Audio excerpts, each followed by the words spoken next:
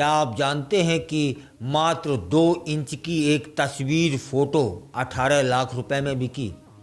तब फिर बताइए किनकी थी वह फोटो और कब बिकी थी, किसने खरीदी थी।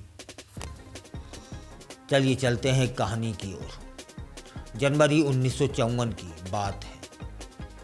सैन फ्रांसिस्को के गांव एक शांत से पासपोर्ट ऑफिस में हलचल मची हुई थी। दरवाजे से अंदर एक चमकदार मुस्कान और सुनहरे बालों वाली महिला दाखिल होती है। कोई जान भी नहीं पाता कि ये वही महिला है जिसने पूरी दुनिया को अपने हुस्न, अदाकारी और रहस्यमय जीवन से दीवाना बना रखा है। ये थी हॉलीवुड की सबसे प्रतिष्ठित अभिनेत्री मर्लिन मुनरो। लेकिन इस बार वह अपने किसी शूटिंग या कार्यक्रम के लिए नहीं, बल्कि एक बेहद आम वजह से वहां आई हुई थी, मतलब पासपोर्ट बनवाने के लिए। पर उनके पास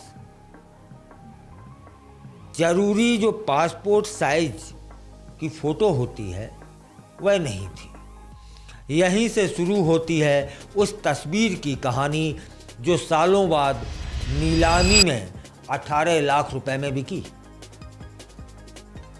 यह सिर्फ एक तस्वीर नहीं, बल्कि एक दास्तान है, मोहब्बत की, मजबूरी की, सितारों की जिंदगी की परतों की। 2 हफ्ते की दुल्हन, एक पासपोर्ट और एक मुश्किल। 29 जनवरी 1954 मर्लिन मुनरो और उनके पति जो डिमैगियो, जो अमेरिका के मशहूर बेसबॉल खिलाड़ी थे, शादी के 2 हफ्ते बाद सैन फ्रांसिस्को के पासपोर्ट ऑफिस पहुंचते हैं। दोनों जापान में हनीमून मनाने की योजना बना चुके थे, लेकिन आखिरी समय पर एक अड़चन आ जाती है। वह क्या थी कि मर्लिन के पास पासपोर्ट के लिए जरूरी 2 इंच की फोटो नहीं थी। तब डिमैगियो ने सूझबूझ दिखाई और अपनी जेब से एक पुरानी कपल फोटो निकाली। एक घिसी पिटी तस्वीर जिसमें दोनों साथ नजर आ रहे थे। डिमैगियो ने जल्दबाजी में मर्लिन की उस फोटो को पासपोर्ट साइज में कटवा दिया और ऑफिस को दे दिया। वही तस्वीर थी जो इतिहास में दर्ज होती है।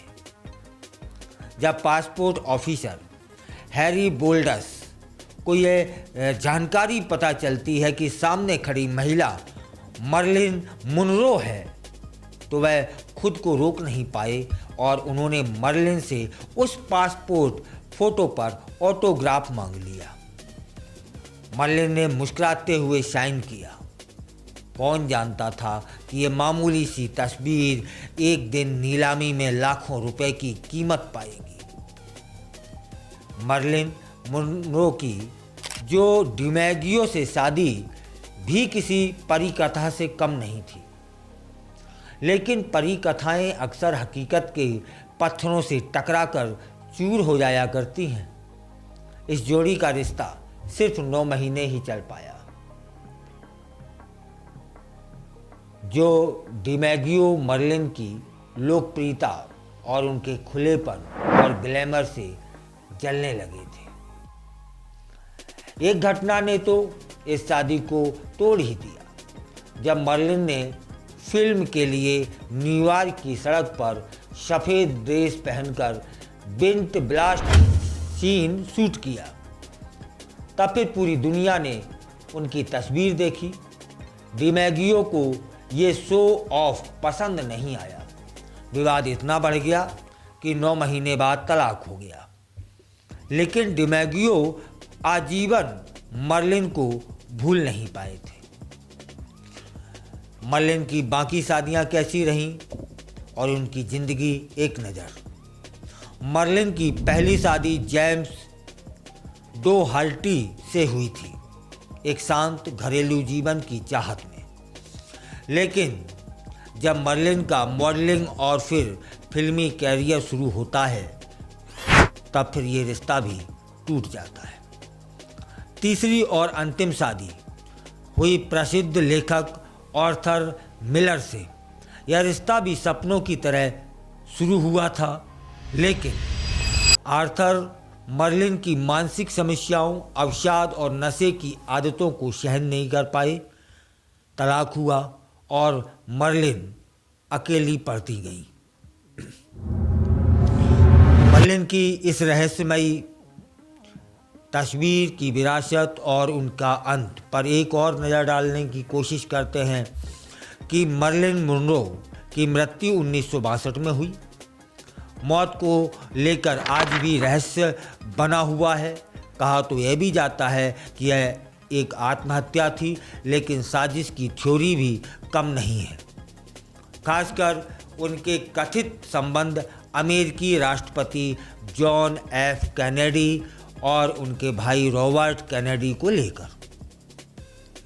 लेकिन जो तस्वीर उन्होंने 1954 में पासपोर्ट के लिए दी थी, वह एक जीवित दस्तावेज बन गई, मर्लिन की सरलता और जटिलता का प्रतीक भी।